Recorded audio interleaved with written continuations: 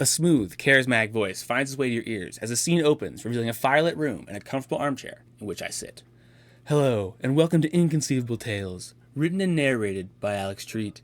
As you may have guessed, my name's Alex. I freeze, a smile plastered to my face while I wait a second too long for the scene to change. I look over to a different camera and resume my regurgitation of the script. Today we'll hear the story of how our character gains the nickname of the Emotional Brick, how he battles his way through the fiercest of nerf wars, and how he was persuaded to be a dancing dental mirror and will be mentally scarred for the rest of his life. Another poor scene change. You'll laugh, I'll cry, ha ha, laughs awkwardly. Well, perhaps I won't cry, but some of the things our character will experience.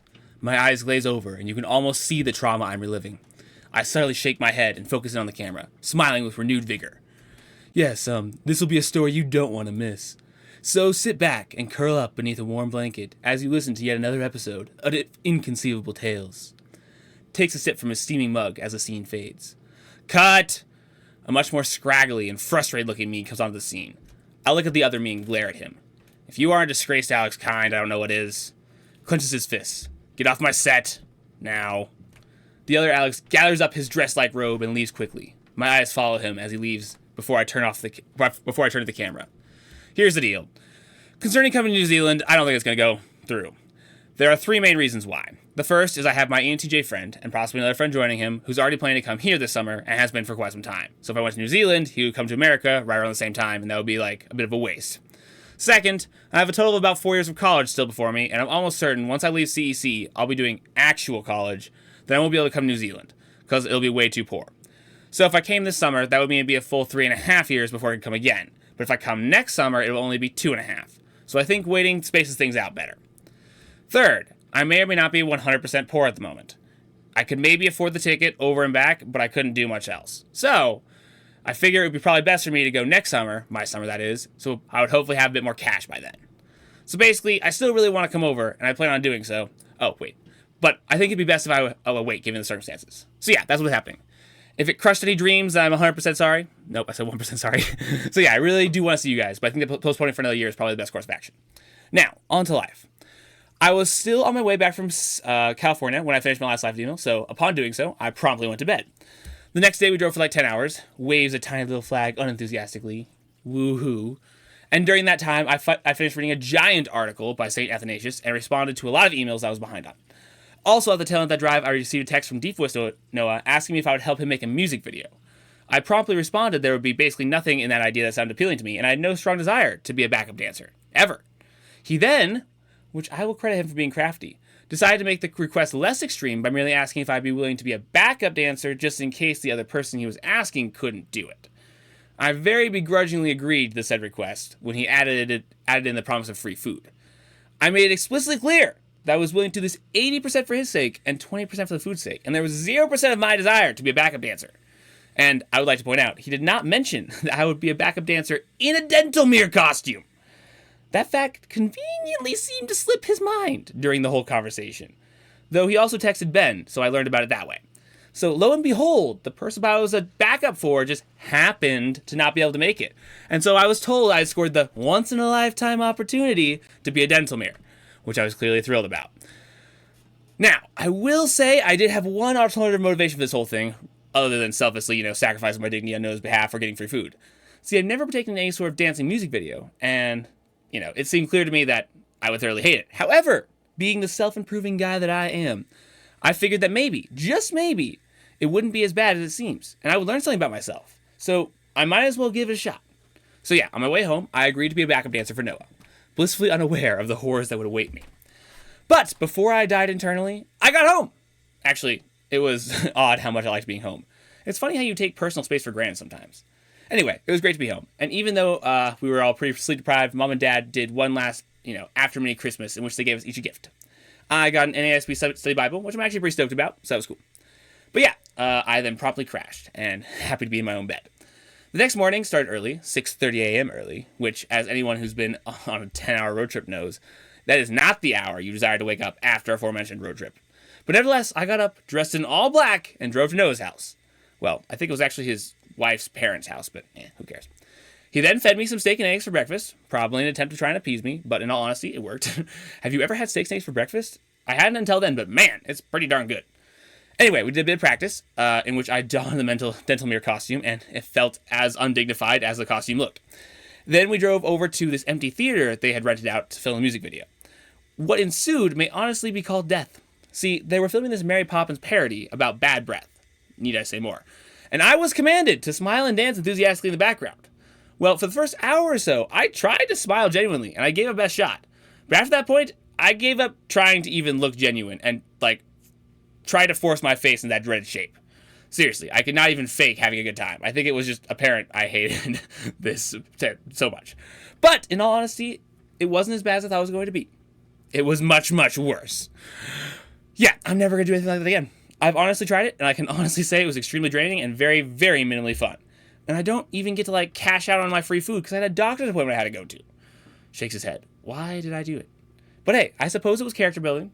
Yeah, even I'm not falling for that euphemism.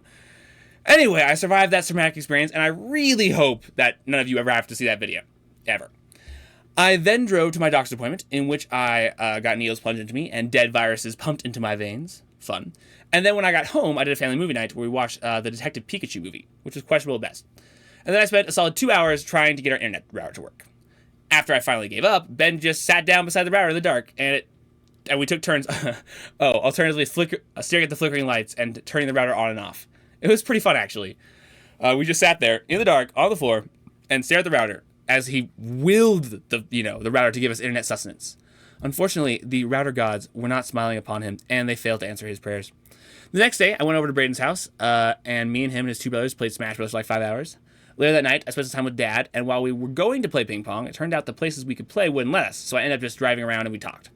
We drove up to our first house, which was a blast from the past, and then we drove up the ridge by Horsetooth and just looked over Fort Collins. It was a pretty good time. Oh, I also tried I tied the lead insignia me and Sam made to the steering wheel, of which here is a picture. And then late that night, I caught up with a friend from New Zealand. After talking with him, I realized I do need to focus on the relational aspects of my faith more. I haven't been reading the Bible or praying almost at all in the past little while. And while I've been learning a ton of theology and philosophy, he pointed out that's not a replacement for the raw word. And after some reflection, I agreed. And hence, I've fixed that as of late. So that was productive. The next day, I barely made it to Southgate, and I genuinely enjoyed the service in a way I hadn't for quite some time, which was cool. And while I don't think the motions are good for much, they're they're nevertheless indicative of your beliefs. So the fact that I emotionally enjoy the service could be a positive sign of my beliefs, having changed in some regards. Or it could mean nothing. I don't know. I don't put much stock in feelings. I also had a revelation, completely unrelated to the sermon topic, during the service about what humility was. So that was cool. After church, I debated a guy named Zach about Arminianism, which I think he didn't enjoy.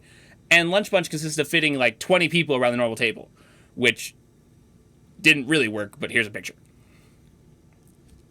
I then went over to the Myers for a bit and played ping pong and got destroyed by Benj, which was really odd and not enjoyable. And then, because D&D had been canceled, Neo and Sydney hosted a game night, so I went to that. We played some Smash Bros. Man, I play that game a lot. Then we played some Catan, Seafarer's extension, which I won. Smirks. And then we ate some food. Oh, and also me and Neo talked it out as we washed the dishes, and I think I discovered a working definition of humility, if anyone wants me to send that to you. I thought it was pretty useful, and the papers are only 2 pages, so, pretty short paper. I then proceeded to get home at a decent hour and did some reading with my new Bible study, during which I finally figured out what the baptized for the dead verse is about. Apparently, baptism is an outward sign of conviction or belief. I know, not quite mind-blowing yet, but apparently, at least according to my Bible study, being baptized for something in, quote-unquote, something, is roughly equivalent to if I get baptized for Christ or in Christ, it means roughly the same thing. Hence, when it says baptized for the dead, the verse means baptized in belief of the dead, quote-unquote, being raised. The being raised part's provided by the context. So yeah, that was cool to learn. The next day was the first day of the new school semester. As always, I found it vexing that the freshmen were in the same classes as me. Honestly, though, it looks like my classes will be pretty great. I've got some pretty cool teachers. I then did some homework, talked to the one and only Ian TJ, and he convinced me my moderate skepticism was wrong, so I appropriately modified that. The next day was more school. I worked out with Caleb, and still lost an arm wrestle with him. But I did outbench him, so there's a silver lining. Let's not mention that he outdid me at everything else. I then went to a doctor's appointment, went to work, watched Endgame with the fam, wrote a paper from a new perspective on feelers that I gained. The next day was school. I met this kid named Caden, who I believe is also an ENTJ. We had a very good debate. He actually does debate, so quite good. But since he was trying to support some sort of idyllic relativism, I think I won. It's hard to argue for that position. I then went to work and had a big nerf war at CSU with Ben's youth group. like the one we did all those months back. And it was pretty great. I brought my blowgun this time, so I did pretty well to start off with.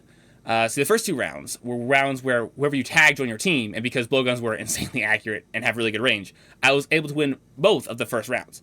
However, after that we started playing zombie rounds. I didn't win any of those. Though I got second in the last one, so that was pretty fun. Here's a picture. Oh man, I gotta share this before I moved on. There was this one guy, Merrick, who brought a rival with like 30 rounds in, and he was a beast. He hurt his leg at one point, so he'd only like speed walk away from zombies, of which I was one at the time. So I charged at him, right, and he shot me. And I'm down for like 10 seconds, as well as my other two zombie teammates run to get him. Well, at that moment, he just so happens to run out of ammo in his cartridge, so he tries to fire 2 shots and nothing comes out. And he's backing up, the zombies are almost on him, and he happens to trip backward over a knee-high table. But he doesn't fall. Instead, he does a backward somersault across said table and off it, stumbles into a corner, rotates his cartridge, shoots both zombies before they could tag him. I've got to say, it was a pretty awesome moment. I wish I had done it instead. The next day, I worked out with Caleb, enduring physics, which is super elementary after Mr. Heist's classes, and then worked on a paper trying to establish the axiom of non-contradiction. Then more school ensued. I was quite bored. I didn't do well in physics, which is ironic because it was so easy. I went to work, read about half of Acts, and then watched some Drew Gaffigan with a fan. The next day, I started working on this big theology book, which was recommended to me. Here is a picture. It's extremely dense, but really good so far. I recommend anyone to get it. I then took Ben and Benj to Loveland Rec Center, where we went swimming and played some racquetball. It was so weird because we hadn't been there since I was like 10 or 11 or something, and it was so much smaller. It was a trippy experience. Ben didn't really like the racquetball, which was unfortunate, and I barely beat Benj, which was much less fortunate. And then we proceeded to drive to McDonald's and get the half-price Big Macs, which was amazing. I love those things. And then I took Benj home and showed my family some funny personality parody videos and read some more of my aforementioned theology book. The next day, I only got 3 hours of sleep. I did some 3D modeling, which I had not been able to print. And then I took Mom out for coffee and had coffee myself. It was a good conversation, but I figured out coffee does not do good things for me. Seriously. By the time I made it to church later that morning, my cheeks were like literally buzzing. It was trippy.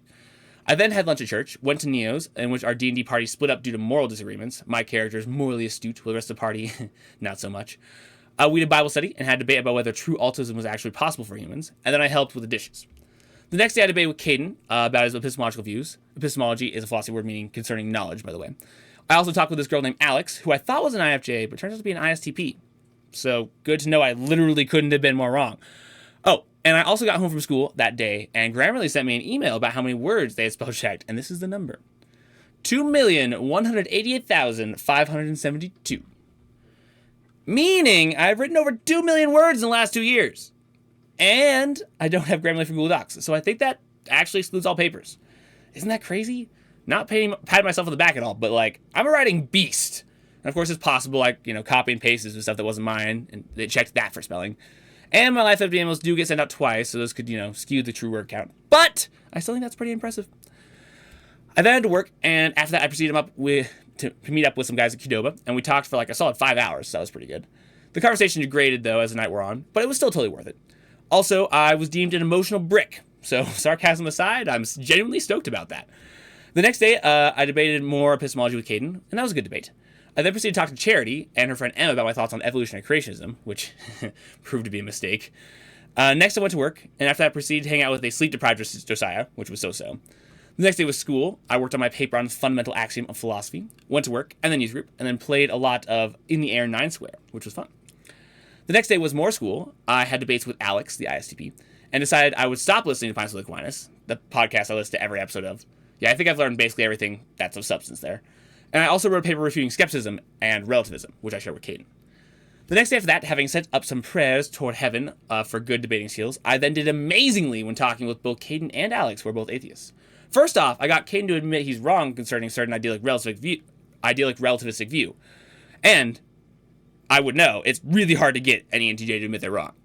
And I answered Alex's objections to Christianity. So my debating skills have been analogous to she said my debating skills were analogous to Ben Shapiro's. And if that's not a high compliment, I don't know what is. But yeah, I really do credit God for that outstanding performance.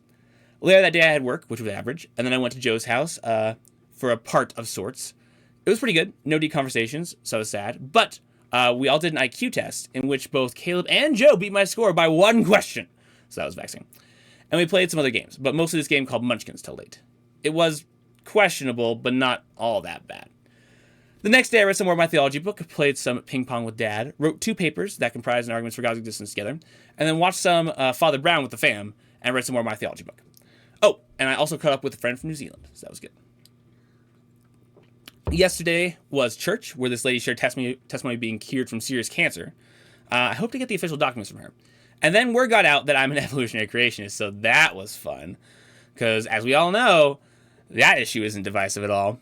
And for once, I didn't actually want to debate the subject, because even though I'm of the opinion that evolutionary creationism is true, I'm not wanting to argue for the position because A, parents might murder me for infecting their kids, and I don't think I'm well educated enough to push my opinion on others. And to get educated enough is going to take a lot of time. This is a super complex issue, which is why I don't want to tackle it right now. But apparently, now I'm going to have to do some serious research and write papers, so maybe, it'll be good in the end.